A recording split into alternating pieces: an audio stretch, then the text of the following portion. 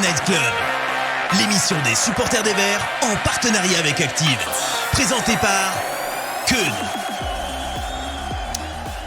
Bonsoir à toutes et à tous et bienvenue dans ce nouveau numéro du Synthé Night Club. Hier soir, nous jouions à Pau, tard. Et tel un bon régisseur, Olivier Dalloglio a réussi à pousser les Pau tard pour assurer la victoire. Heureusement que le match était tard, car à Synthé, on n'est pas amis avec les Pau tôt. On a rendu Pau cible de nos attaques grâce aux potentiels retrouvés de Chambaud, Nadé ou encore Ivan Masson. On sent bien que l'équipe Pau graisse. Ouais, pas ouf celui-là. Et ça fait plaisir. On parlera donc ce soir de cette victoire contre Pau, mais on parlera aussi Pau-Nyon avec Clément, puisque le mercato n'est pas terminé. Pour parler de tout ça, j'ai en ma compagnie un portier emblématique de Saint-Etienne, Jesse Moulin. Bonsoir Jesse, comment vas-tu ? Salut tout le monde, ça va très bien, merci, c'est gentil. Avec nous également ce soir, celui qui avait les yeux ouverts sur le match de Pau, Pierre. Bonsoir Pierre, comment vas-tu ? Elle est pas mal. Et je voulais dire que je suis fan de tes intros, hein, Keun. Continue comme ça. Putain, Karl vient de se déconnecter. Il a pas aimé lui. Et puis, bonsoir à tous. Bonsoir Pierre. Et puis celui qui est votre porte-parole dans le chat ce soir, le roi des potins, qui est là pour m'épauler, mon pote Karl Husso. Bonsoir Karl. Bonsoir. Petit problème technique, mais bonsoir à tous. Salut Keun, salut Jesse et Pierre, salut le chat. Content d'être avec vous pour débriefer une victoire. Ça faisait un petit moment que ça n'avait pas été mon cas, donc très heureux d'être là. Ouais, pareil, moi ça faisait un bon petit moment. Et je crois qu'on n'avait pas gagné depuis le 23 octobre, hein, si mes souvenirs sont bons. Donc, quand même. Ouais. On a gagné contre Bastia avant l'été quand même. Ah, oui. Avant les Noël, pardon. Ah oui. Attends, oui, exact. Bon, désolé pour cette introduction à Joss Randall. On va se lancer tout de suite dans l'émission. Juste le temps pour moi de vous rappeler que depuis le début de l'année, nous sommes en multidiffusion sur Twitch et YouTube. Alors vous n'avez plus d'excuses pour ne pas venir nous écouter en live. Allez, c'est parti. Active Synthé Night Club, le débrief. Messieurs, nous allons donc commencer cette émission en parlant du match d'hier soir avec une belle victoire, donc comme on le disait, 1-0. Je vais commencer avec une question toute simple. Avant la rencontre, donc quand le 11 a été annoncé, est-ce que déjà c'était un 11 qui sur le papier vous séduisait ? Pierre, qu'est-ce que t'en pensais de ce 11 titulaire ? Pour être honnête, quand j'ai vu le 11, j'étais pas hyper confiant. Ouais. Alors je m'explique. Tout d'abord, au niveau offensif, je trouvais que c'était léger, avec un nouveau système, avec Cardona seul en pointe, avec Chambaud un petit peu en soutien. Donc je pensais que ça allait être trop juste pour faire du jeu. J'étais étonné de voir Monconduit aussi dans le 11 qui est soi-disant sur le départ. Et enfin, j'étais un peu inquiet de voir que Nadé était titulaire en lieu et place de Petro. Mais on va y revenir plus tard. Mais au final, les choix de Dalloglio ont été bons. Mais c'est vrai que quand j'ai vu la compo, pour être honnête, j'étais pas hyper confiant. Oui, c'est vrai que là, la compo que je vous affiche avec les notes que vous avez données sur le site Peuple Vert est représentée en 4-3-3, mais on était plus sur un 4-1-4-1 avec une compo assez défensive. Jesse, toi, la compo de départ, qu'est-ce que t'en pensais hier soir ? Moi, je peux dire qu'elle m'a séduit, mais j'étais plutôt curieux. Voilà. Ouais. J'étais curieux parce qu'il y avait des retours quand même, puis il y avait Cardona devant, et il y avait Monconduit qui rentrait dans le 11 qu'on n'avait pas vu depuis un moment. Ouais. Voilà, Nadé aussi qui revenait titulaire, donc j'étais curieux et ben ouais, comme il disait tout à l'heure, à l'arrivée, ben le résultat a fait que les choix étaient bons, hein. Ouais. Les joueurs ont été bons. Nadé a fait un super match. Donc voilà, à la base j'étais plutôt curieux et voilà, ben, ça déjà avant le match on avait envie que ça démarre pour voir ce que ça allait donner, hein. Karl, dans le chat, les gens ils étaient rassurés par cette composition de départ ou pas ? Alors écoute, les avis divergent. Il y a Jo42 qui nous dit que pas voir Petro titulaire, ça a été un ouf de soulagement pour lui. Pour Jérémy Magique, c'était une composition surprenante, osée, mais gagnante au final. Awa The One dit que Odeo a voulu densifier l'axe et mettre de la vitesse, de la technique sur les côtés. Super victoire, même si sur la deuxième mi-temps, elle est moins maîtrisée évidemment. SNR 42 qui nous dit que Odeo semble préférer Nadé à Petro. Et puis après, il y a David qui généralise en disant on commence peut-être à voir la patte Olivier Dalloglio, ça promet pour la suite. Ok. Bon, avant de parler des individualités et de l'impact du coach, Jesse, pour toi, quel a été le plus gros point fort sur ce match? Est-ce que ça a été au niveau de l'état d'esprit, de l'investissement, ou est-ce que physiquement, tu trouves qu'on retrouve une vraie forme physique?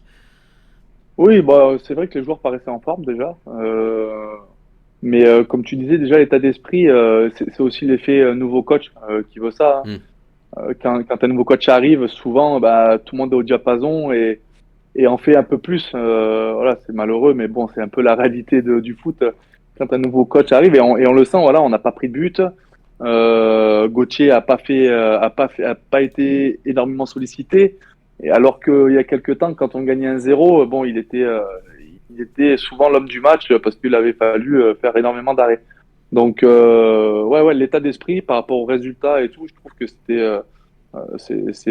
voilà, c'est un peu ce qui ressort du match et des bons points. Pierre, t'es d'accord? C'est l'état d'esprit Ouais. que tu retiens en principal? Tout à fait. Les joueurs, je les ai trouvés vraiment solidaires. Ils ont vraiment joué en bloc, en équipe. Et c'est vrai que ça n'a pas été souvent le cas cette saison, malheureusement. Donc sur ce match, ça a bien été fait. Et je ne sais pas ce que vous en pensez, si vous vous rappelez, mais ce match me rappelle un peu le match à Laval. On gagne aussi 1-0. En première mi-temps, on avait pas mal dominé. Et on avait été ultra solidaires. Donc, ouais, un état d'esprit retrouvé. Et également physiquement. Je pense qu'il y a eu une belle amélioration par rapport au match de Laval où vraiment c'était compliqué physiquement de finir. Ouais. Voilà, donc j'avais un petit peu peur à la mi-temps qu'on baisse physiquement, mais non, ça a bien été et les entrants ont bien fait le taf à l'image d'un Wadji. Donc non, vraiment un état d'esprit retrouvé et un physique également retrouvé. On parlera hein, bien sûr des entrants, hein, puisque parmi eux il y avait Nathanaël Mboukou qui faisait sa première sous le maillot vert. Justement, en parlant des individualités, l'homme du match c'est potentiellement Dylan Chambaud grâce à son but, mais c'est pas le seul joueur qui était un petit peu en difficulté qui revient bien. On a vu une très belle prestation de Nadé, une belle prestation de Ivan Masson aussi qui fait son retour. Mm. Qui est-ce que vous avez envie de mettre en avant particulièrement ce soir? Pour vous en tant qu'homme du match. Moi personnellement, je mettrais plus en avant, enfin plus, je mettrais en avant Dylan Chambaud parce que il était énormément critiqué. Ouais. Mais voilà, on voit que quand l'équipe est solidaire et que il est dans son rôle un peu de plus en confiance, balle au pied, voilà, qu'il n'est pas obligé de subir physiquement, de défendre tout le match, c'est différent et on voit vraiment qu'il a une très bonne patte gauche et que il peut faire, voilà, c'est lui qui se procure les premières occasions, il est présent dans la surface, euh, il tire très bien les coups de pied arrêtés, on voit qu'il est en pleine confiance et c'est vraiment un joueur qui peut faire des différences parce il peut marquer, il peut faire marquer et donc voilà, même si bon, j'étais content de voir Nadé qui revenait, qui revenait bien. Il y a Ivan Masson aussi qui était très bien, qui a fait voilà, qui a pas arrêté, qui a été très très dynamique sur le match, à courir énormément. On voit que bon, il est en pleine rédemption. Il cherche à vraiment en faire même plus que ce qu'il peut pour prouver son envie de bien faire. Et bon, ça lui réussit. Et maintenant, il faut qu'il garde ça toute la fin de saison. Il y a une action, je trouve, qui résume bien aussi le match de Masson. Vers la fin du match, je saurais plus dire le timing, mais à un moment, le ballon lui passe par-dessus, il glisse un petit peu, il se casse la gueule et il Et s'arrache c'est lui pour. qui va contrer. Ouais. Et il se rattrape. Ouais, Ouais. ouais. Tout à Ouais, fait. ouais. Je me Pierre, souviens. Pierre, toi, tu mettrais qui en belle surprise de la soirée d'hier? Bah, je crois que Jessie a tout dit. Je rajouterais juste Mouefek, Ouais. qui a été énorme. Mouefek, il est partout. C'est un bulldozer. Enfin, il est vraiment impressionnant. Balle au pied, il avance, il défend, il est partout sur le terrain. Et c'est vraiment une belle satisfaction, d'autant plus que Mouefek, ce qu'on pouvait lui reprocher, c'est de souvent se blesser, de faire 2 matchs, de ressortir du 11. Mais là, cette année, il est vraiment en train de prendre une belle dimension, je trouve. Et pour le reste, ouais, d'accord avec Jessie, Chambaud, Nadé, Masson. Euh, ouais, ce serait mes tops. Ok. Karl, qu'est-ce qui ressort parmi les viewers sur les belles surprises d'hier soir? Ouais, évidemment, c'est les mêmes noms qui ressortent. En particulier, Chambaud et Mouefek. Il y a Hugo Billy sur YouTube qui nous dit Chambaud, que ce soit offensivement et même défensivement, il a été très généreux, c'est ce qu'on aime. Il rajoute que Mouefek a aussi fait un gros match, tout comme TXL qui nous dit que Mouefek a fait un match monstrueux, une intensité énorme tout au long du match. Vert de foot qui nous dit j'espère que Mouefek va rester, Masson mérite le respect, le petit jeune qui vient d'arriver semble prometteur, Wadji va nous faire du bien, Chambaud fait un bon joker, si on garde cet état d'esprit ça peut mener loin. Sur Twitch il y a David Blanco qui nous dit Mouefek il faut absolument le protéger, ça doit devenir une priorité. On va en parler du cas Mouefek dans la partie Ouais, mercato. Ouais. Après, Jérémy Magie qui nous dit qui met à l'honneur Chambaud pour son but et son match. Mes tops sont Nadé, Chambaud et Mouefek. Joe 42 qui nous dit Ivan Masson à gauche très bien hier. Brian qui met à l'honneur Nadé. Et puis après, voilà, Chambaud, homme du match pour SNR 42. Voilà. Ok. Alors ça c'était un... Ouais. Ah non, pardon, j'ai cru que quelqu'un voulait rajouter quelque chose. Au niveau des individualités, donc là on a parlé des tops du match, on va dire. Est-ce qu'il y a des joueurs que vous avez trouvé un petit peu en dessous au niveau global hier, ou alors sur leur potentiel? J'ai vu que dans le chat ça parlait de Bouchoirie qui a fait un match peut-être un petit peu décevant. Qu'est-ce que vous en pensez, Pierre? Tu mettrais qui sur les points un peu décevants? Effectivement, alors ce ne sont pas des flops parce que Ouais. globalement tout le monde s'est mis au diapason et il y a vraiment eu. Moi je mets la moyenne à quasiment tout le monde, mais oui, effectivement, Bouchoirie était un petit peu sur courant alternatif. Après, c'était quand même un poste un petit peu spécial pour lui. Il y a eu quelques pertes de balles. À un moment, je crois que c'est lui qui fait une talonnade. Il me semble que c'est lui, je veux pas dire de bêtises, mais il fait une talonnade, ça aurait pu être très dangereux. Sur Donc, la fin de match là? non, en première mi-temps. Ok, parce que moi je me souviens d'une talonnade de Tardieu en fin de match où je me dis ouh, Ouais, t'as osé. c'était terrible. Mais voilà, c'est un flop sans en être un, mais je dirais, Ok. ouais, effectivement, Bouchoirie. Jesse? Ouais, quand on a reçu le programme un peu de l'émission et tout ça, à un moment donné, c'est vrai qu'on parlait des top flops et pas du tout envie de mettre des flops sur un match comme ça parce que, comme on disait, l'état d'esprit général était vraiment bien et tout le monde a tiré dans le même sens. Mais il a quand même le mérite, Bouchouari, d'avoir tenté. Et voilà, il y a des matchs où, bon, bah, des fois, on n'est pas trop en réussite. Ça a été un peu son cas. Il a essayé des choses. Voilà, mais le but d'un joueur comme ça, c'est de continuer et voilà, de rester dans son jeu. Et ça passera sur un autre match. Voilà, il y a eu quelques pertes de balles qui le mettent plus en évidence de ce côté-là par rapport à d'autres joueurs qui ont été un peu plus consistants. Mais voilà, c'est pas non plus un gros flop, quoi. Ok. Karl, dans le chat, ça parle de qui en flop? Enfin, en flop, entre Alors, guillemets. Hein. Encore une fois, on est content de la soirée d'hier. évidemment, il y a TXL qui nous dit malheureusement mon conduit n'a pas été au niveau, lent et aucun contre-pressing, il a toujours cette désinvolture qui me pose problème. Et sinon sur Twitch, et je sais que c'est un débat qui a un peu agité les réseaux sociaux aussi depuis hier, c'est que penser de la performance d'Irving Cardona, pardon. Il y a Brian qui nous dit par exemple Cardona c'est compliqué, c'est un flop pour moi. Joe 42 qui est plus mesuré et qui attend de le voir à l'œuvre avec un second attaquant à ses côtés devant. Cardona, très intéressant pour méta, mais à côté, on a Cardona qui est mentionné également en flop. Et sinon, il y a peut-être aussi donc Bouchouari, évidemment, et il y a Tardieu qui est revenu une ou deux fois, mais ça, Ah non, moi j'ai trouvé qu'il a fait un bon match. Hein. Moi je trouvais qu'il revient bien, moi. Tardieu sur le début d'année, il y a eu à son arrivée, c'était très très bien. Après, il a eu un moment un peu moins bien quand même pendant la fin d'année. Et moi, je trouve que il revient bien en ce début d'année 2024. Et moi, Tardieu, je trouve que c'est pas le joueur qu'on verra le plus parce que Non, mais par contre, il voilà, travaille quoi, beaucoup. Il mais voilà, court, il essaye de travaille. couvrir.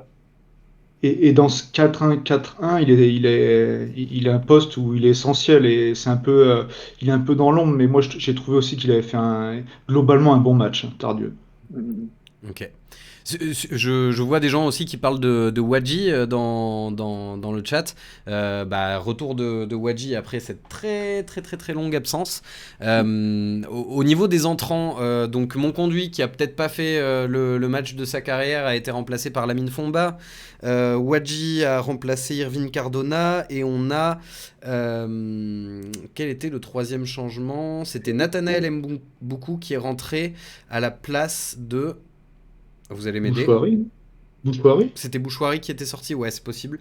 Qu'est-ce que vous Ouais, avez je pensé crois. des entrants Du coup, on a eu la première de Mboukou, on a eu le retour de Wadji et Lamine Fomba qui, je trouve à titre personnel, a été assez percutant en fin de match.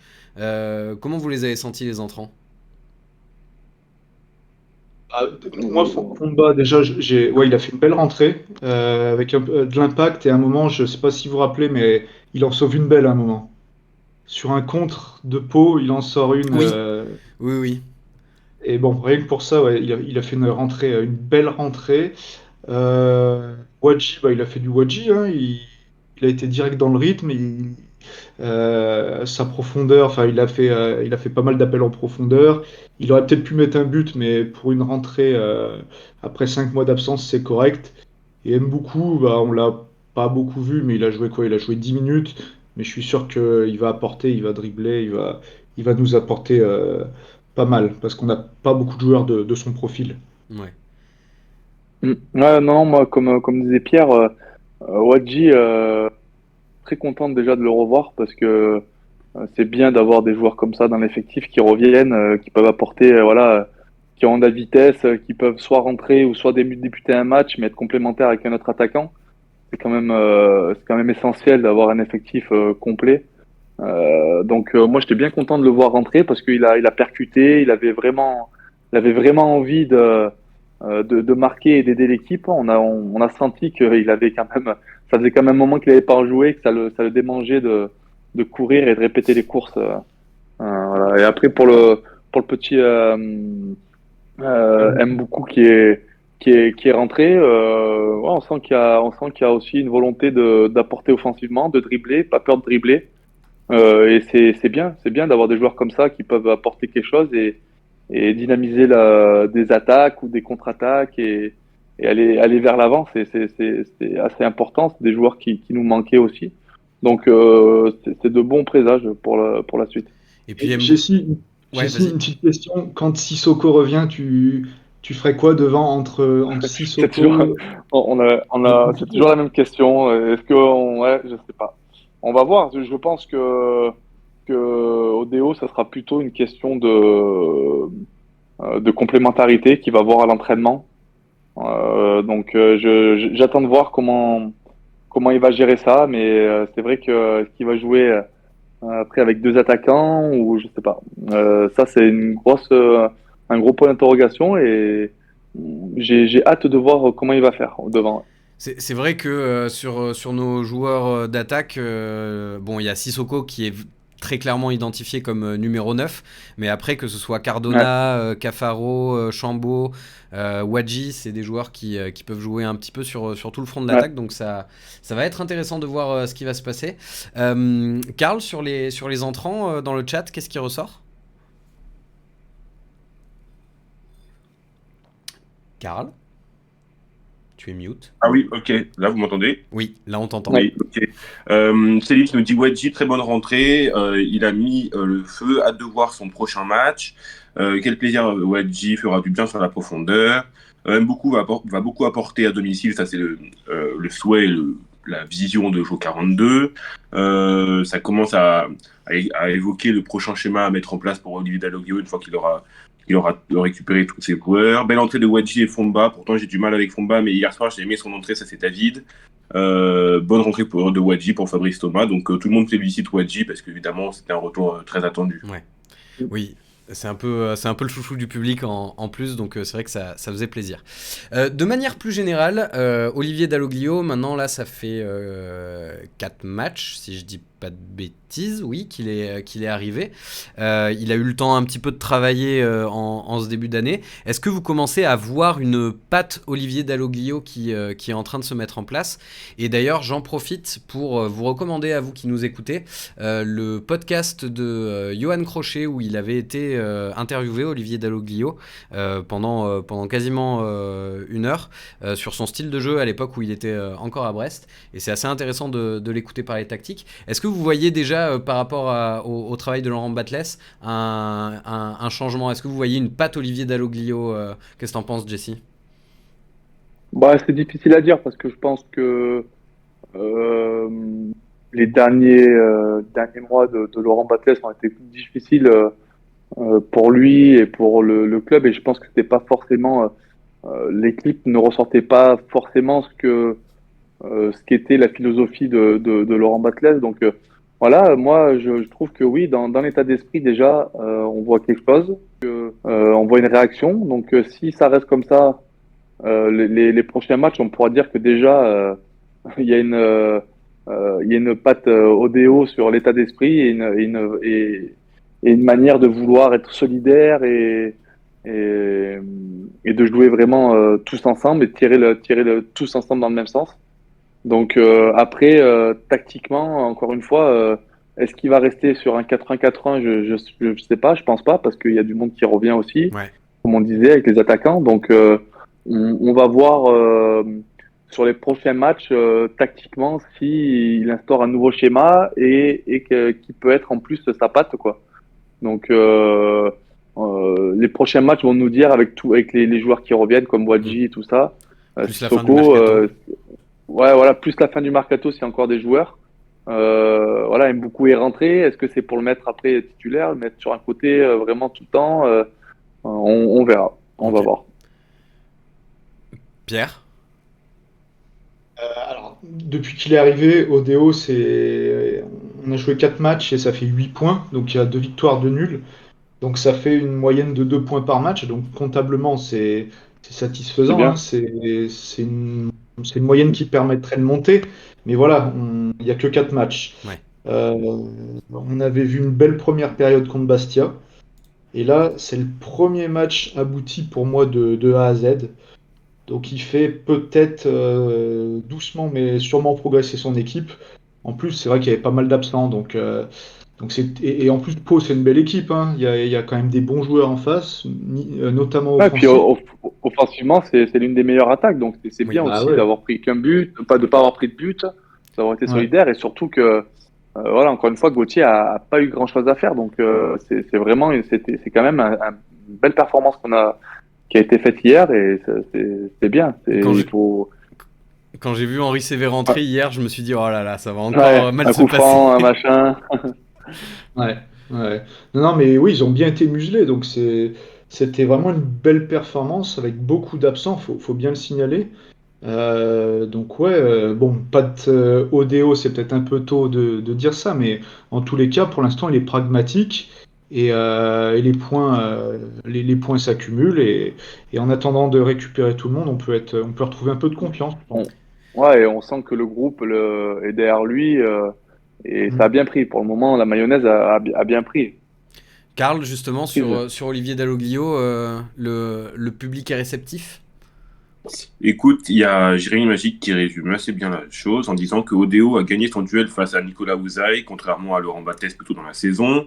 Jo42 qui dit qu'à Pau, c'était une bonne idée, les changements, enfin les choix tactiques qu'il a fait. Il y a Brian au contraire qui dit moi je pense que c'est encore trop tôt pour juger Dalloglio. Enfin en tout cas il a imposé sa patte sur l'équipe. J'ai hâte de voir le schéma et la compo de samedi. J'ai l'impression qu'il y a beaucoup de personnes qui attendent le match de samedi et en tout cas les prochains avec une fois qu'il aura récupéré les blessés, les suspendus et ceux qui sont partis à la CAN pour pouvoir définitivement le juger. Mais il y a David qui nous dit oui, on commence à voir la patte Odeos, ça défend et ça attaque ensemble. On sent l'équipe solidaire. Et d'ailleurs, c'est un mot qui est particulièrement revenu dans les réactions hier après le match. Bah, c'est vrai que attendre le match de samedi, c'est intéressant parce que ça va être un vrai test. On sait qu'on a eu du mal à domicile cette saison.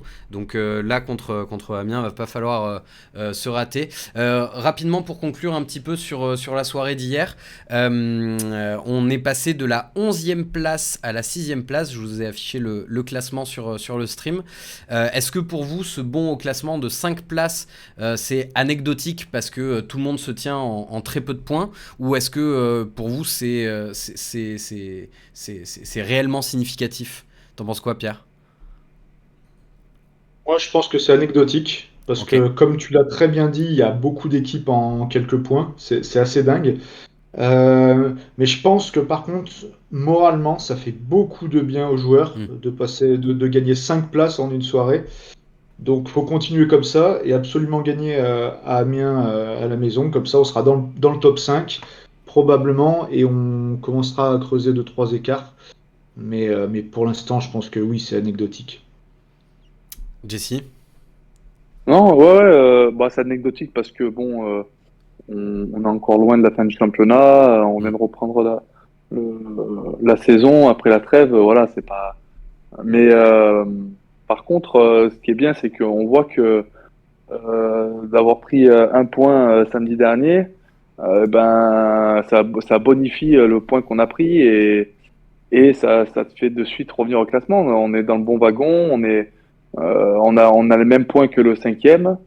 Donc voilà, on est dans le bon wagon. Pour le moment, on est sur on était quand même sur une sale période avec 5 défaites.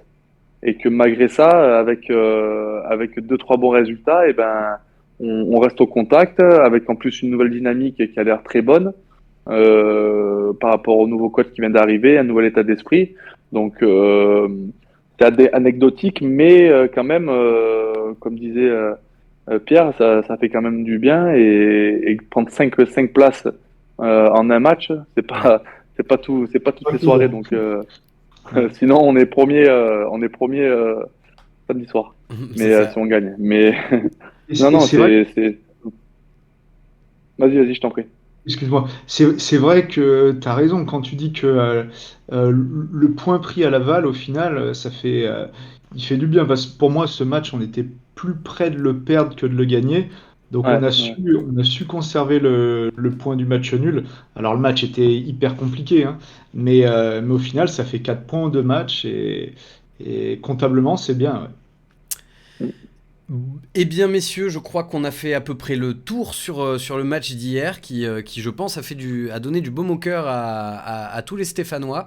Vous le voyez, samedi 27 janvier, nous jouerons contre Amiens à 15h à Geoffroy-Guichard. Mais avant ça, bien sûr, il y a le Mercato qui suit son cours et il y a Clément qui nous a rejoint. Bonsoir Clément. Salut les gars, salut à tous, salut au chat. Bonsoir. Comment ça va ? Bah écoute, ça va bien, hein, comme un lendemain de victoire, ça fait plaisir. Bon alors Clément, tu es notre spécialiste Mercato chez Peuple Vert et j'aimerais qu'on aborde ensemble les dossiers du moment et qu'on revienne déjà sur ce qui a été officialisé, c'est-à-dire l'arrivée de Nathanaël Mboukou. C'est ça, c'est le premier dossier qu'on va évoquer. Donc son prêt a été officialisé dimanche dans la soirée. Un prêt sans option d'achat et simplement parce qu'il n'y avait pas vraiment la possibilité d'en inclure une avec Augsbourg. Ouais.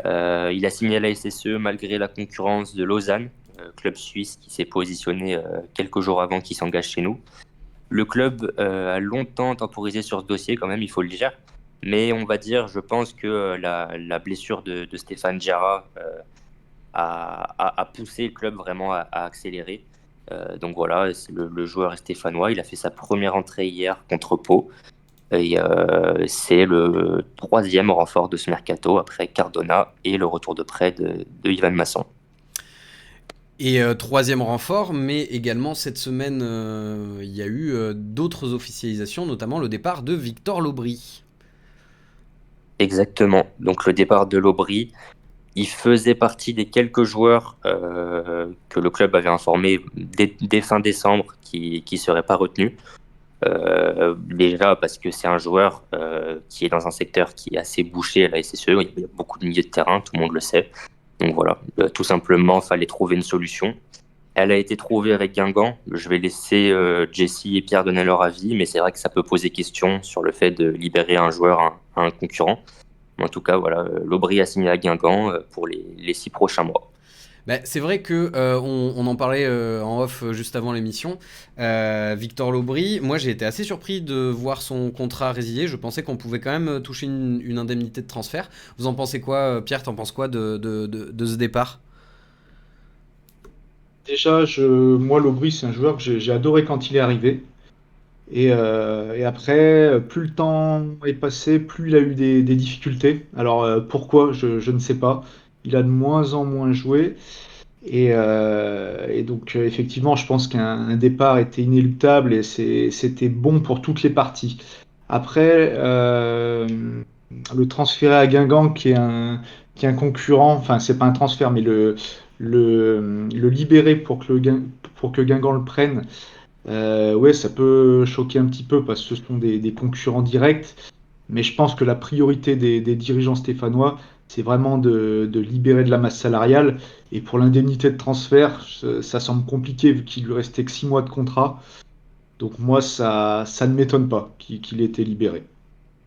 Jesse? Ouais, non, moi c'est pareil. C'est une façon pour le club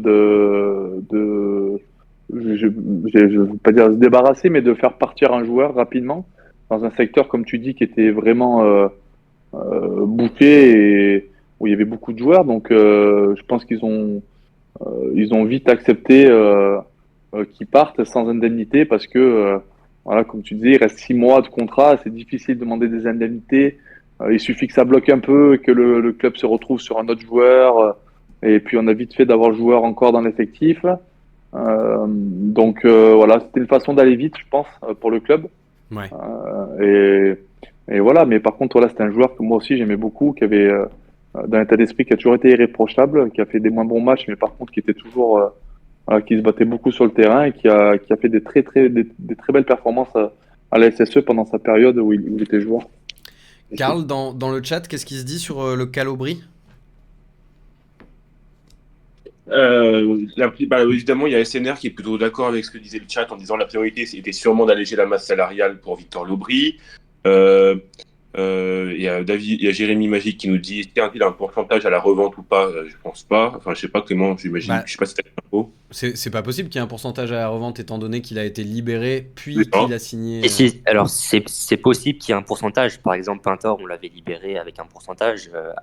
Ahmed Sidibé, là, qui est parti en Slovénie par un mercato, on l'a libéré avec un pourcentage. Ça, c'est des accords entre clubs. Mais pour Lobry, ça m'étonnerait. Lobry, c'est pas un jeune joueur en plus. On imagine mal un transfert à plusieurs millions dans les saisons à venir, quoi. Ouais. Donc, à mon avis, non, il n'y a pas de pourcentage. Mais j'ai pas l'info spécialement. Mais ça m'étonnerait. Après, il y a Jo42 qui nous dit aucun club n'est concurrent de la SSE. Le seul concurrent de Saint-Etienne, c'est lui-même. Il y a David qui nous dit quand je pense que Guingamp a refusé de nous vendre Livolan cet été et nous, on leur libère Lobry, on ne sait pas se faire respecter selon lui. Si on joue à notre vraie valeur, nous sommes au-dessus de tout le monde. J'aimais bien Lobry au début, mais après son temps de jeu s'est effondré. Il ne montrait plus rien de bien intéressant. Voilà. Ok. Bon, c'est aussi un joueur qui a été pas mal déplacé, qui a joué beaucoup de postes, donc c'était peut-être pas forcément facile pour lui d'avoir des repères. Mais bon, en tout cas, bonne suite de carrière à lui, ça avait l'air d'être quelqu'un de sympathique, donc bonne route Victor Lobry.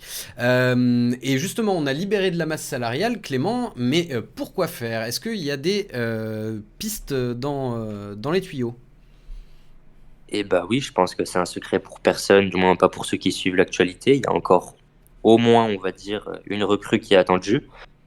plutôt un joueur offensif. Dalloglio a exprimé sa volonté de voir soit un profil plutôt profondeur, soit un profil plutôt percussion rejoindre l'équipe d'ici la fin du mercato. Nous, selon les dernières infos qu'on a, on se dirigerait plus sur un profil qui ne serait pas un ailier pur, mais un joueur polyvalent capable surtout de jouer dans l'axe. Ok. Donc on n'est pas sur un profil ailier percutant, ailier soyeux à la Nathanael Mboukou. On serait plus sur un joueur peut-être rapide, puissant, de profondeur, capable de jouer certes sur un côté, mais aussi dans l'axe. Après, c'est des choses qui peuvent changer. Il y a eu plein de profils qui ont été étudiés durant tout le mercato, donc on est à l'abri de rien. Mais là, voilà, on ne serait pas forcément sur un pur ailier qui serait visé, mais on aimerait bien un profil polyvalent. Après, on verra. Puis, il y avait une réunion d'ailleurs qui se tenait aujourd'hui à l'ETRA sur le mercato, une réunion avec tous les acteurs entre guillemets du mercato. On n'a pas eu d'écho sur ce qui est sorti de cette réunion, mais il y a forcément des choses qui ont été dites. Et puis, je cale juste une petite info pour clore la partie sur les arrivées. La semaine dernière, on avait parlé de Grey John Kay de Clermont, un dossier qu'on avait tenté en décembre mais qui n'allait pas se faire. Là, autre info du même style, Kevin Cabral, ancien de Valenciennes, qui joue maintenant à MLS, joueur offensif aussi. Ça a été une piste durant le mercato, au même titre que Bangré, Virginius, Léotet, etc., etc. Mais normalement, ça ne se fera pas. Voilà. Tu sais la raison de pourquoi ça se ferait pas? Pas forcément dans nos moyens. Après, Ok. j'ai pas tous les tenants et les aboutissants de ce dossier-là, mais en tout cas, ça a été une piste. Voilà. Ok.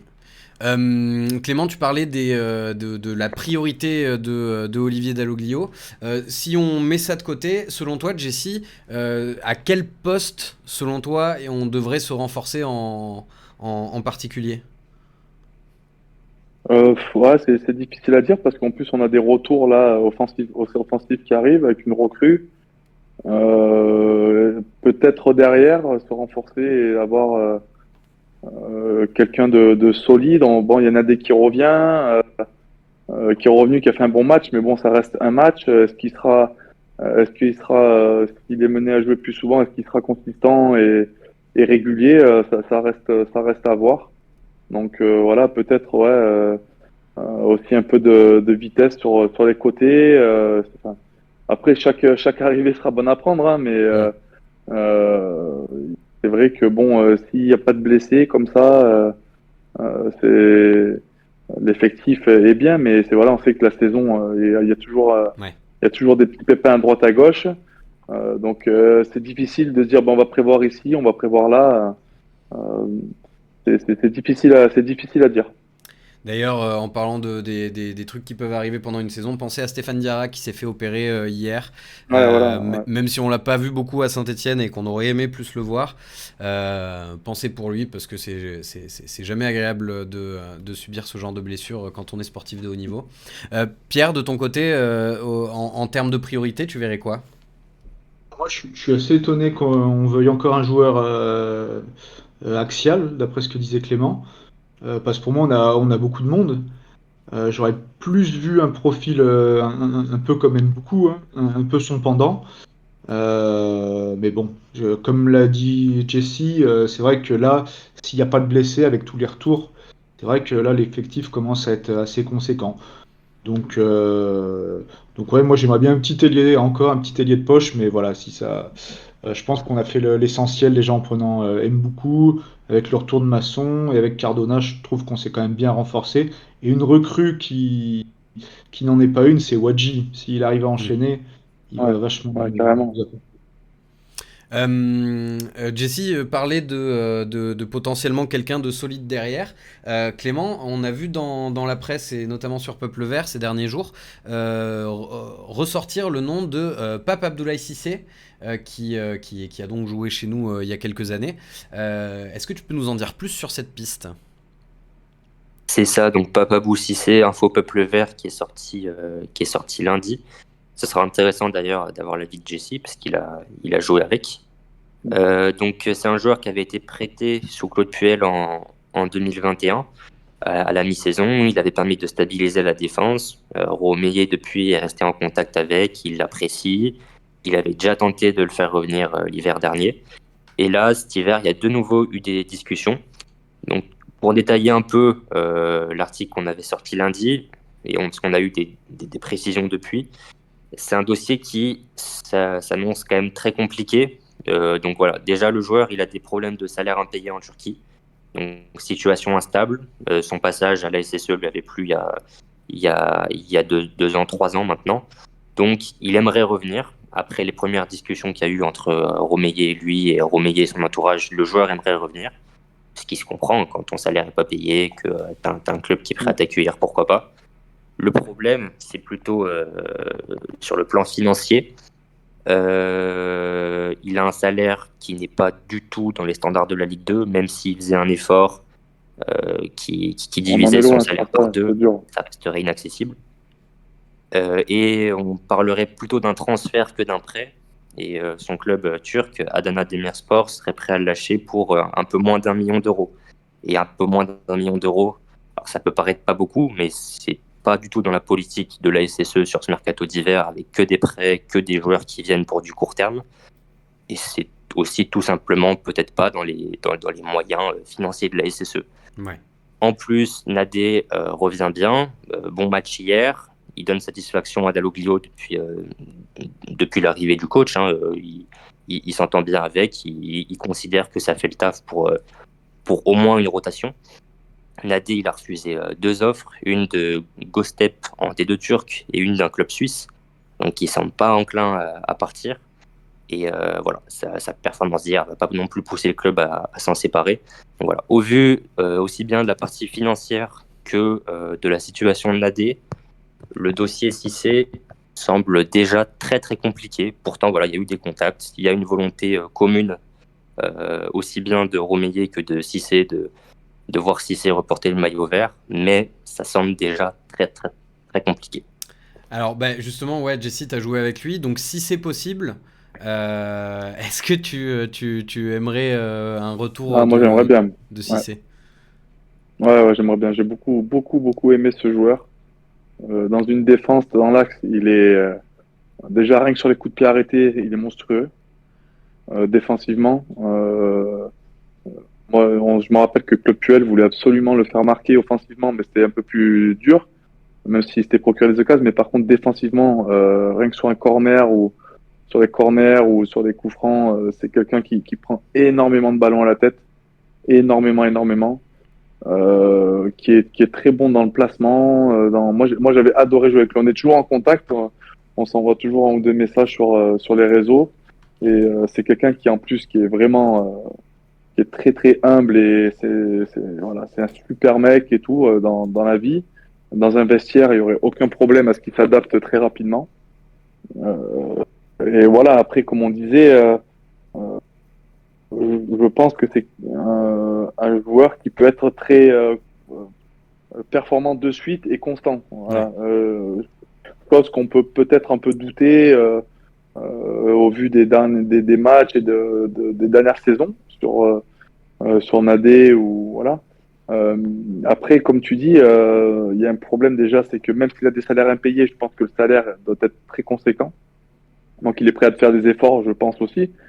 Après, c'est vrai que moins d'1 million d'euros pour un joueur comme ça, moi, ça me surprend, ça me semble pas beaucoup.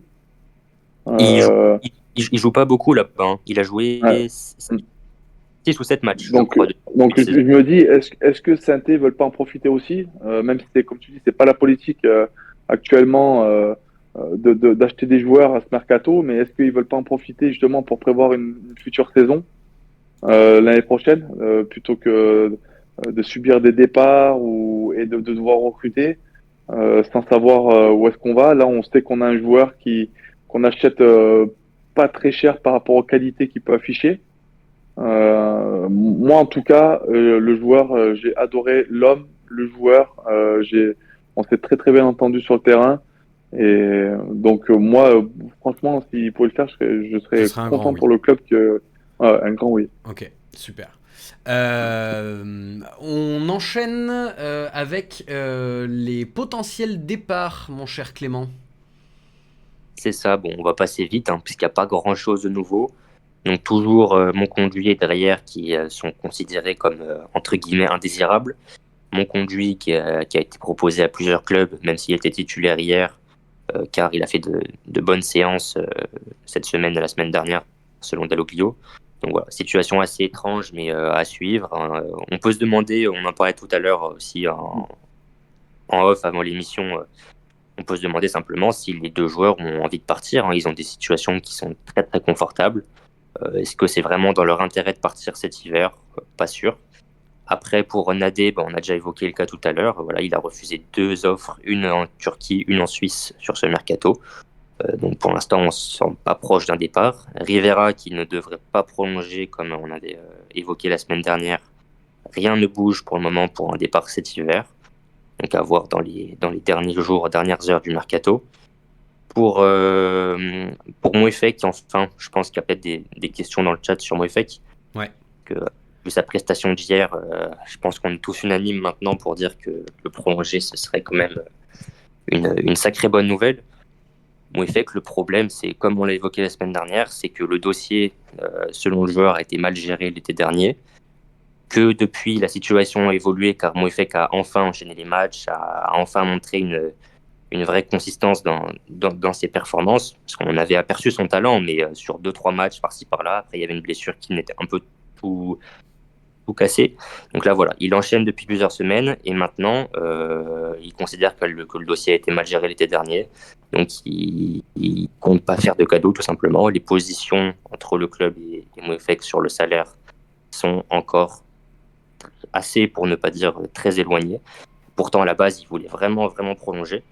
Donc, voilà. Le club n'avait pas fait l'effort à l'époque et maintenant qu'il est en pleine bourre, Moefek ne compte pas faire de gestes. Donc, on verra. On rappelle juste que ses concurrents, enfin deux de ses concurrents qui jouent moins que lui touchent 3 à 4 fois son salaire.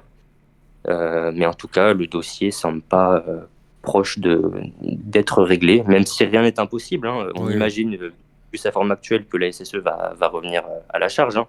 Mais pour l'instant, on n'est pas proche d'une prolongation, quoi. Donc voilà, à suivre.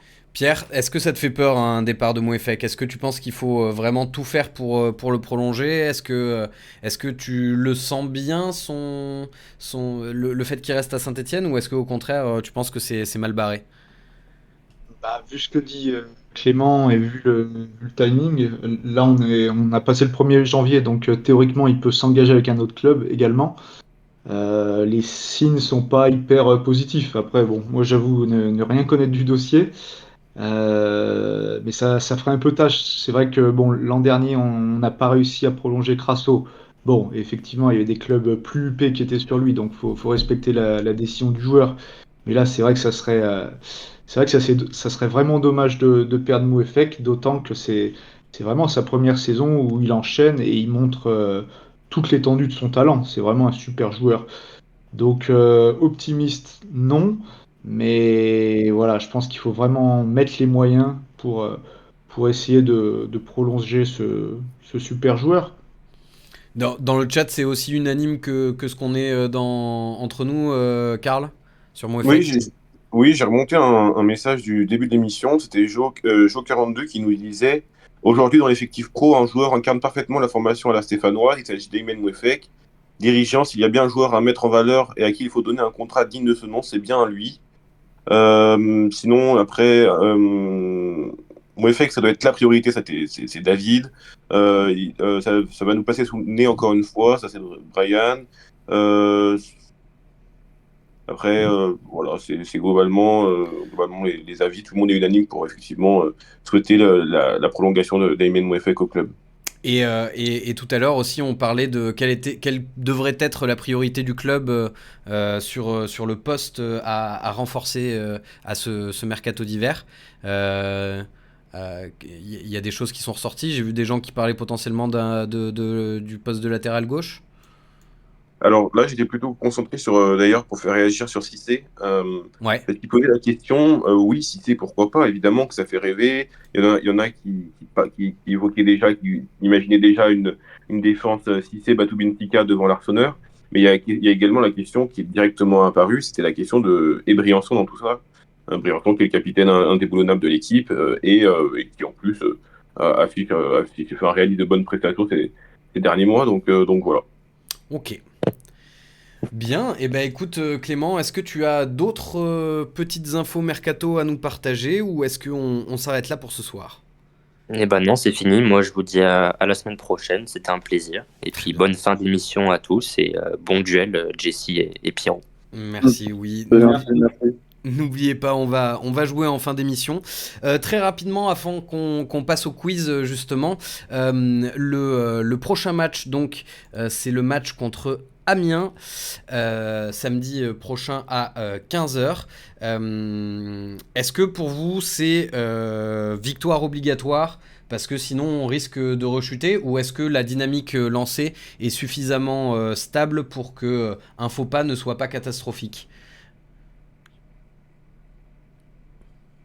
Alors moi je pense que c'est victoire obligatoire. Là il faut enchaîner.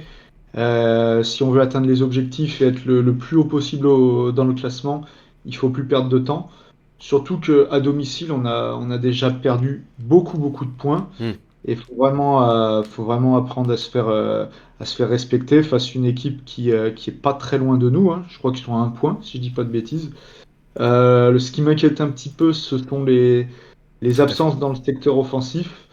Mais apparemment, Cardona, j'ai vu sur justement Peuple Vert que il avait une poche de glace. Il avait peut-être une petite douleur à la jambe, mais il avait une poche de glace. Mais apparemment, c'est juste une béquille. Il sera dispo apparemment.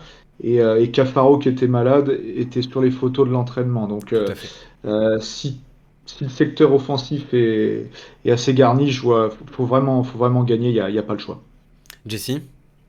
Ouais, à domicile, ça serait bien de confirmer. Voilà, les points qu'on a pris à l'extérieur là, ces dernières semaines, ça serait d'autant plus bonifié si on gagne à domicile et recréer une dynamique avec le public, avec tout ça, ça serait génial. Ça serait top, surtout que voilà, il y a des nouveaux joueurs offensifs. Si on pouvait mettre des buts, je pense que ça peut vraiment lancer une bonne dynamique comme on a connu en début de saison avec des invincibilités et même des victoires quoi. Enchaîner des victoires, je pense que voilà, ça passe par un résultat samedi. Ouais, ça ferait du bien une victoire à domicile pour communier un petit peu avec le public, Ouais. cette nouvelle dynamique. Sur ce, eh bien, je vous propose qu'on passe au SNC Challenge. Donc, vous connaissez le principe maintenant. Toute la saison, on joue avec nos chroniqueurs, on leur pose des questions pour tester leur culture sur l'AS Saint-Etienne. Et on joue bien sûr avec vous également dans le chat. Et le chroniqueur qui aura marqué le plus de points par émission à la fin de la saison remportera un chèque qu'il fera gagner à l'association de son choix. Donc, c'est tous les revenus du Saint-Etienne Night Club. Est-ce que vous pouvez me rappeler déjà pour qui vous jouez, Jesse ? Moi, c'est Candy, Colonne des Sports. Ok. Et Pierre, pour quelle association tu joues ? La Ligue contre le cancer. La Ligue contre le cancer. Eh bien, nous commençons donc avec la première question. Ça va être la bio d'un joueur que je vais vous décrire. Et il va falloir trouver qui est ce joueur. Donc, vous connaissez le principe. Vous dites votre prénom, je vous donne la parole. Et si jamais vous avez bon, c'est le point. Si jamais vous n'avez pas bon, la main passe au chroniqueur suivant. Je suis un joueur né en 1982 à Évreux. J'ai 20 ans de carrière en professionnel et ma carrière a un très gros point commun avec celle de Loïc Perrin, mais également une énorme différence. Formé au Stade Malherbe de Caen, où je joue pendant... Pierre ? Mathieu Bodmer ? Mais j'ai pas commencé. Je pensais à Bonne Mère de suite aussi. Purée, eh ben écoutez, bien joué, c'est effectivement Mathieu Bodmer, bien joué Pierre. Donc formé au Stade Malherbe de Caen où je joue pendant 3 saisons au poste de milieu de terrain, mes qualités techniques me permettent d'être repéré par de plus grosses cylindrées du championnat et je vais rapidement rejoindre le LOSC où je jouerai jusqu'en 2007. C'est d'ailleurs cette année-là que je ferai une très grosse erreur en signant un contrat de 4 ans en banlieue de Saint-Etienne. À Lyon, ça ne se passe pas exactement comme prévu puisque j'enchaîne les blessures, ça n'empêche pas le PSG de me faire une offre avant l'arrivée des Qataris. C'est pendant cette période parisienne que je croiserai la route de l'AS Saint-Etienne puisque j'y serai effectué en prêt lors de la saison 2012-2013. Suite à ce prêt, je continue mon tour de France des clubs de Ligue 1, Nice, puis Guingamp et enfin Amiens, où je terminerai ma carrière. Reconverti en directeur sportif, c'est mon point commun avec Perrin. J'aurais beaucoup changé de club, c'est ma différence avec Loïc Perrin. Bien joué, Mathieu Bodmer. Deuxième question. Bien joué, Pierre. Là, ça va être une question au plus proche. Donc, vous allez tous les deux me faire un pronostic et le plus proche remportera le point. Dans l'histoire du club de la SSE, dans l'histoire du club, pardon, la SSE a joué 550 matchs de seconde division. Ma question est simple. Sur ces 550 matchs, combien y a-t-il de victoires? Allez, Jessie. 550 matchs, combien de victoires en Ligue 2? Alors, je vais dire...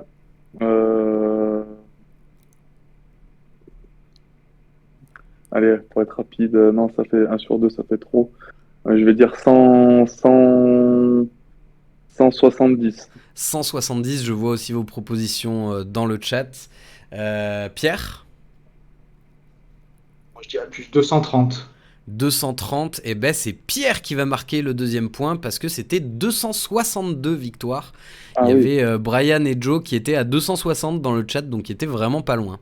Donc pour vous détailler, 262 victoires, 142 nuls et 146 défaites. Donc un ratio quand même plutôt très positif. Ah ouais, ça fait quasiment 1 sur 2. Hein. Ouais, franchement, Ouais. beau ratio. Troisième question, et alors attention, là ça va être une question qui sort un petit peu de Saint-Etienne, mais je m'en fous, je fais ce que je veux. Hier contre Pau, on a joué au Noust Camp, ce nom me fait beaucoup trop rire, et du coup il y a 20 stades en Ligue 2, vous allez m'en citer un l'un après l'autre, et le premier qui sèche a perdu. Attention, je vais faire un tirage au sort, Jessie ce sera pile, et non pas Jessie P, et Pierre ce sera face. Hop, tirage, et c'est pile. Du coup, c'est toi, Jessie, qui commence. Je vais te laisser me citer un stade de Ligue 2. Geoffroy Guichard. Geoffroy Guichard, celui-là, il était gratuit. À toi, Pierre. Michel Dornano. Michel Dornano, qui est le stade de... Caen, non? Oui, tout à fait. Pardon, je le voyais plus dans ma liste, mais bien sûr, Michel Dornano. À toi, Jessie. Il y a le stade Raymond Coppa d'Angers. Le stade Raymond Coppa d'Angers, c'est validé. À toi, Pierre. Pardon? Furiani. Bastia. Furiani, tout à fait. Le stade de Bastia, c'est validé.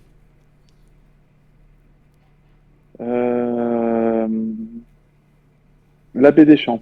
L'Abbé des Champs, le stade de Auxerre, c'est validé. Je voulais dire. Il n'y a pas Robert Diochon, un truc comme ça? Oh, joli. Quevilly-Rouen, Robert Diochon, ça passe. Je croyais que c'était Rodez. Ok. Ah, c'est Quevilly. Il y a celui de Bordeaux, c'est le Matmut Atlantique. C'est bien, tu n'es pas tombé dans le piège de donner l'ancien nom. Matmut Atlantique, Non, stade de non, Bordeaux. non. Pour l'instant, j'ai fait tous les anciens clubs de Ligue 1. Donc, À toi, Pierre. La Licorne. Stade de la Licorne, le stade de Amiens où on va jouer samedi à 15h. Tout à fait. le Moustoir Lorient.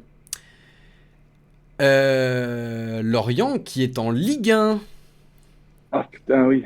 Lorient qui est en Ligue 1, le point va donc aller à Pierre. Ça fait 3-0, dis donc, ce soir. Alors, il y en avait un autre qui était gratuit, il y avait le Noust Camp, je l'ai cité dans l'intitulé de la question. Pour terminer la liste, il y avait François Coty à Ajaccio. Il y avait le Stade de l'Aube aussi, putain. Ouais, et il y avait le Stade de l'Aube à Troyes, il y avait le Parc des Sports d'Annecy, Guy Piriou à Concarneau, celui-là je l'aurais jamais trouvé, Roudourou à Guingamp, Francis Lebasser à Laval, Charletti pour le Paris FC. Pour ça, je les avais plus, ceux-là. Paul Lignon pour Rodez, Stade du Hainaut pour Valenciennes, Marcel Tribu, là aussi je l'avais pas, pour Dunkerque, et le Stade des Alpes pour Grenoble. Et on va terminer cette émission avec la dernière question, et évidemment la présence de Jessie Moulin oblige à une question sur les gardiens. Le gardien le plus capé de l'histoire de l'AS Saint-Etienne, c'est évidemment Jérémy Janot. Combien a-t-il joué de matchs avec la tunique verte ou la tunique maillot à pois ou la tunique Spider-Man, enfin bref, combien de matchs a-t-il joué pour Saint-Etienne ? Pierre, je commence avec toi. Ok. Je dirais 430. 430, ok. Et alors que je vois qu'il y a une réclamation dans le chat parce qu'on me dit que Concarneau joue à Lorient, au Moustoir.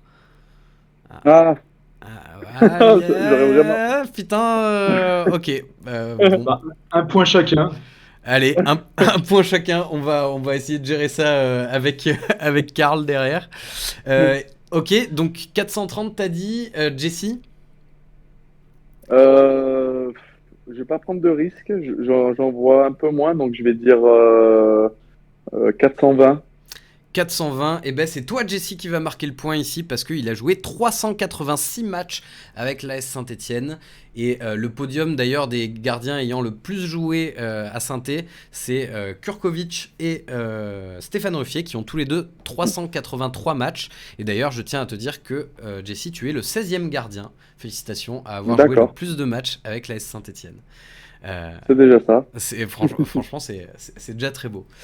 Et bien sur ce, ça fait 1 heure pile. Merci messieurs d'avoir passé cette émission avec nous. Merci le chat d'avoir été là. On va voir ce qu'on peut faire, si on peut pas rajouter un point à Jessie aussi, parce que effectivement, vous avez raison. Concarneau joue au Moustoir en ce moment. Attendez, non mais le Moustoir c'est pas le stade de Lorient. C'est Lorient. Si. Bon, bref, ouais. Je me suis un peu en mes pinceaux, my bad. Merci à tous d'avoir été là. On se retrouve la semaine prochaine pour débriefer le mercato et le match contre Lorient. Bonne soirée tout le monde. Salut. Au revoir.